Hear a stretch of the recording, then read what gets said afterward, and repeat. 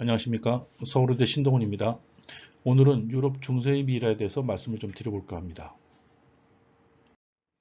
오늘 김태식 단장님 블로그에 올라있는 기사를 보니까 지금 여러분들 보시는 것 같은 기사가 있더라고요. 벨기에 분수대에서 한 그 도시의 시장을 지내셨던 분의 심장이 알코올병에 봉인돼 갖고 보관하용에 담겨져서 분수대에 안치되어 있는 걸 발견을 했다는 거죠. 181년 된 사람 심장을 발견했다.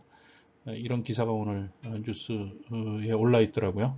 여러분들 이걸 일종의 도시 괴담처럼 이제 해석을 도시 전설이나 도시 괴담처럼 이제 해석을 하는데 제 개인적인 경험상으로는 그렇지는 않습니다. 이게 무슨 괴담으로 치부될 만한 그런 성질의 사건은 아니고요.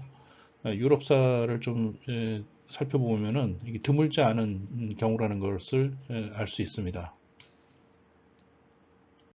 예, 사실 미라라는 것은 이집트에서만 볼 수 있는 것은 아니고 세계 각지에서 확인이 되는 현상이죠.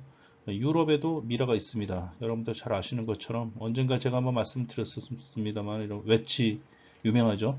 유럽의 순동시대 신동시대에 돌아가신 분이 미라화돼서 알프스산 중턱에서 발견이 된 경우죠. 이외에도 보고바디라 그래가지고 늑지에 빠져서 돌아가신 분들이 미라화된 이건 이제 유럽의 철기 시대의 미라에 해당하는데 그런 분들도 있습니다.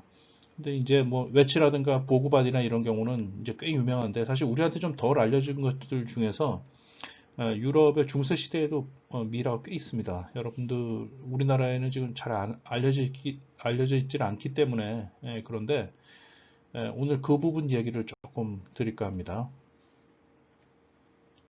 네, 이 잡지 이름을 뭐라고 불어를 읽어야 되는지는 모르겠어요. 이 자체의 뜻은 프랑스어로 뜻은 과학과 미래라는 뜻이라고 합니다. 근데 이게 우리나라의 과학 잡지, 유사한 잡지들이 있잖아요. 과학동화라든가 뭐 이런 과학 잡지들이 있는데 아마 프랑스에서 꽤 많이 팔리는 과학 잡지를 제가 알고 있는데 이 잡지의 표지를 제가 소개시켜 드리는 이유는 제가 그 우연찮은 기회에 유럽의 중세 시대의 미라에 대한 연구 이 연구를 다국적 연구자들이 참여하게 됐는데 제가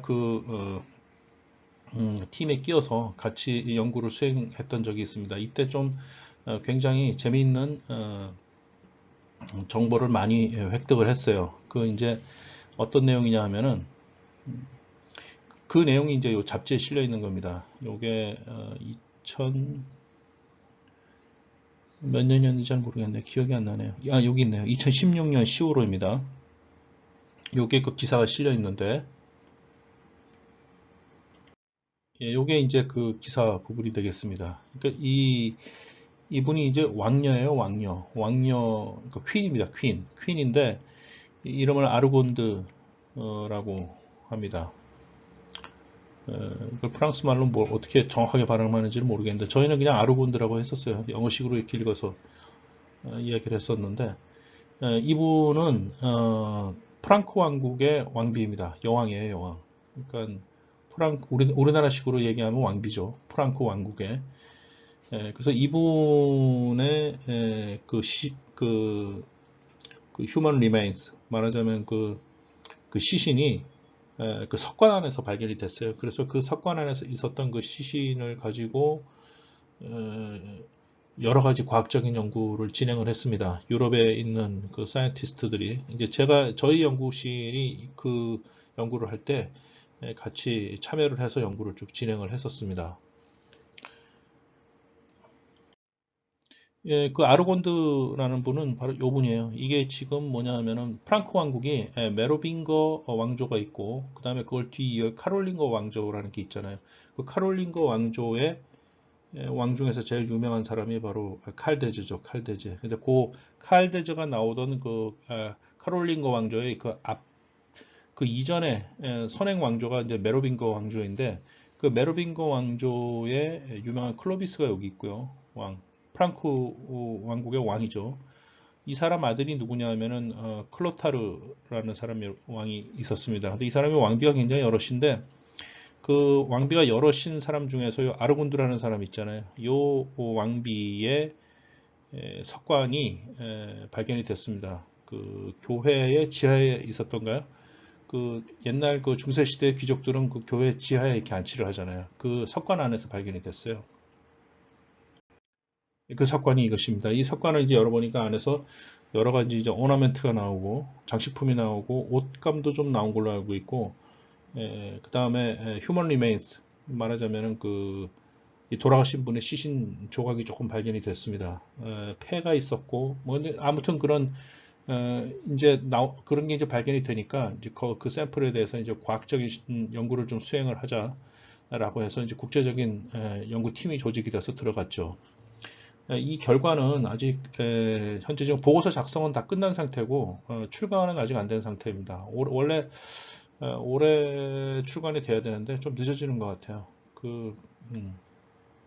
그런데 이제 중요한 거는 요 연구를 할 때 어떤 얘기가 제가 얘기를 들었었느냐 하면은 옛날 그 중세 시대의 그 유럽의 왕족들 같은 경우에는 방부 처리를 했다는 거죠. 이집트 미라처럼 방부 처리를 했는데 그때 얘기 이제 제가 전해 들었던 것 중에 아주 흥미로운 얘기 중에 하나가 그 유럽의 귀족들 같은 경우에 이 심장을 따로 방부 처리하는 경우가 있다는 겁니다. 그런 전통이 있다. 제가 그 얘기를 들었어요. 그래서 이 경우도 혹시 방부 처리가 된 것이 아니냐라고 그 참여한 학자들이 굉장히 호기심을 가지고 연구를 수행을 하고 있었습니다.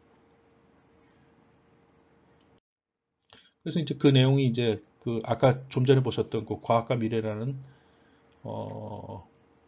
그 잡지에 이제 쭉 실려 있죠. 여기 제 이름 있습니다.